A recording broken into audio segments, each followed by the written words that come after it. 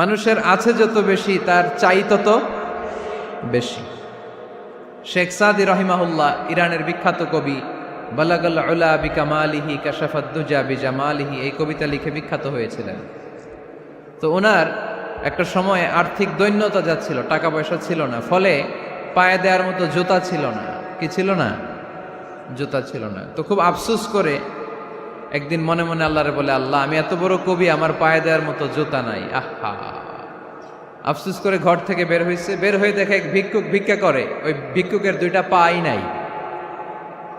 ভিক্ষুকের দুইটা, আর কবি সাহেবের কি নাই? জুতা নাই।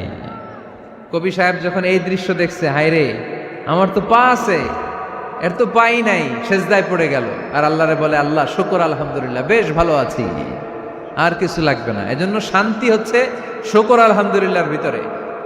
শান্তি কিসের ভিতরে? শুকর আলহামদুলিল্লাহর ভিতরে। এজন্য আওয়াজ করে পড়েন আলহামদুলিল্লাহ। আপনার চাহিদার কোনোদিন শেষ হবে না। দেখবেন যার পা নাই, সে পা দেখে আফসোস করে, ইস লোকটা হেঁটে যায়, কি সুন্দর যায়, আমি তো হাঁটতে পারি না, যদি হাঁটতে পারতাম, যদি দুইটা পা থাকতো। যার পা আছে সে সাইকেলওয়ালাদেরকে দেখে আফসোস করে, ইস আমার যদি একটা সাইকেল থাকতো তাহলে তার হাঁটা লাগতো না, সাইকেল দিয়ে বাজারে যেতাম। যার সাইকেল আছে সে আবার হুন্ডাওয়ালাদেরকে দেখে আফসোস করে, ইস একটা হুন্ডা যদি থাকতো তাহলে তো ভোঁ ভোঁ করা যাইতো না। হুন্ডাওয়ালারও আফসোস আছে প্রাইভেট কারওয়ালাদের দেখে, তারা আফসোস করে, ইস আমার যদি একটা কার থাকতো তাহলে তো কার চালাইতে পারতাম। যাদের প্রাইভেট কার এদেরও আফসোস আছে, ইস আমার যদি একটা হেলিকপ্টার যদি থাকতো তাহলে তো উড়াল মারতে পারতাম, ঠিক কিনা? হেলিকপ্টারওয়ালাদেরও আফসোস আছে, আমার যদি একটা জেট প্লেন থাকতো, jet plane, private jet plane, prince Walid bin তালালের মতো 70% মেড অফ গোল্ড, তার একটা জেট প্লেন আছে, এটার 70% স্বর্ণ দিয়ে বানানো। তার মানে চাওয়ার কোনো শেষ আছে? নাই। সুখ শান্তি যদি চান, অলওয়েজ পড়বেন আলহামদুলিল্লাহ। কে পড়বেন? টাকা যার বেশি, টেনশন তার বেশি। সাধারণত টাকা যার বেশি, রোগ তার বেশি। টাকা যার বেশি, শান্তি তার কম। আপনি খোঁজ নিয়ে দেখেন, 1000 কোটি টাকার মালিক, ঘরে শান্তি নাই। স্ত্রীর সাথে মনোমালিন্য, স্ত্রী যায় একদিকে, উনি যায় আরেকদিকে। পোলায় কই যায়, পোলায় নিজেও জানে না, মেয়ের অবস্থা খারাপ, আরেক ছেলের সাথে হাঁটে। তো এই হচ্ছে এদের লাইফস্টাইল। সবাই না, আল্লাহওয়ালা যারা তারা ভিন্ন। রাতে এদের ঘুম হয় না, অনেকগুলো ঘুমের ট্যাবলেট খেয়ে ঘুমাতে হয়, ঘুম আসে না, ঘুম আসে না।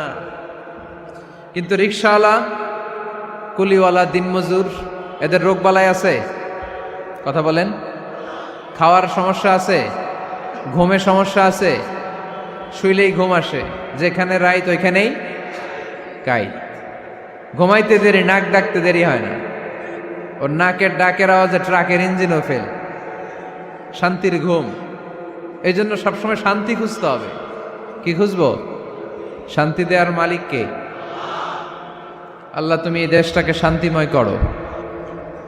আসুন আমরা সরাসরি কোরআন থেকে শুনি, কারণ কোরআন থেকে শুনলে বরকত বেশি না কম?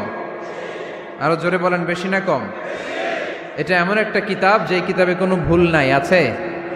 সন্দেহ আছে? সংশয় আছে?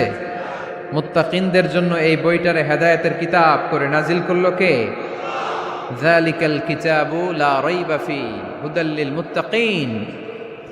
This is the book, the most authentic and original book in the world, whereof there is no doubt in it, and a guidance to those who are muttaqin. এটা এমন বই যে বইয়ে কোনো ভুল নাই, কোনো সন্দেহ নাই, কোনো সংশয় নাই। মুত্তাকিনদের জন্য এই বইটারে হেদায়েতের কিতাব করে পাঠালো কে? আবার আল্লাহ বলেন, কিতাবুন আনজালনাহু ইলাইকা লিতুখরিজান নাসা মিনাজ-যুলুমাতি ইলান-নূর। নবী হে, এই কিতাবকে আমি নাজিল করেছি অন্ধকারাচ্ছন্ন মানুষগুলোকে আলোর পথ দেখাতে, বামপন্থী গুলারে ডানপন্থী বানাতে, জাহান্নামী গুলারে জান্নাতি বানাতে। এই কিতাব যদি কেউ পড়ে, সে মানুষের মতো মানুষ হয়। ওই মানুষ কখনো অন্যায় করে না।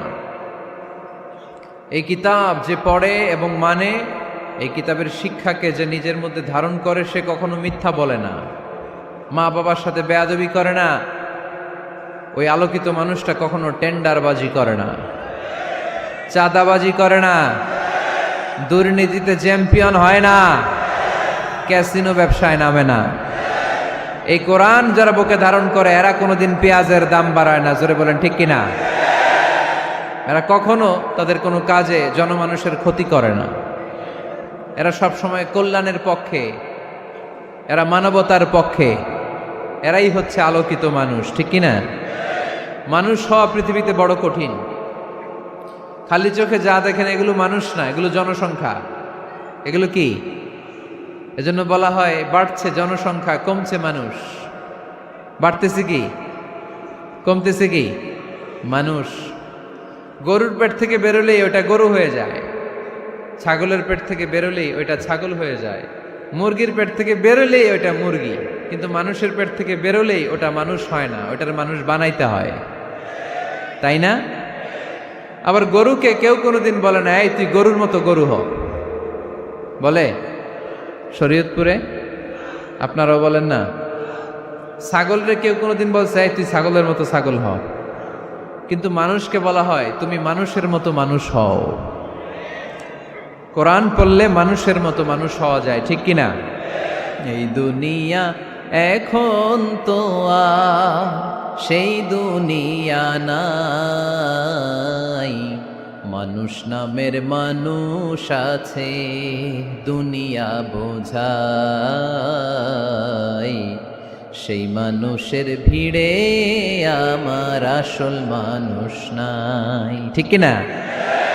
আসল মানুষের বড় অভাব, মানুষের মতো মানুষ খুঁজে পাওয়া দুষ্কর। এই কোরআন এসেছে আমাদেরকে মানুষের মতো মানুষ বানাতে। এজন্য এই কোরআন থেকে শুনলে লাভ না লস? কোরআনের সাথে আমাদের সম্পর্ক বাড়াতে হবে, প্রতিদিন কোরআন তেলাওয়াত করতে হবে। আপনারা করেন? হ্যাঁ, আজকে করছেন কারা কারা দেখি? মাশাআল্লাহ, মাশাআল্লাহ, হাত নামান।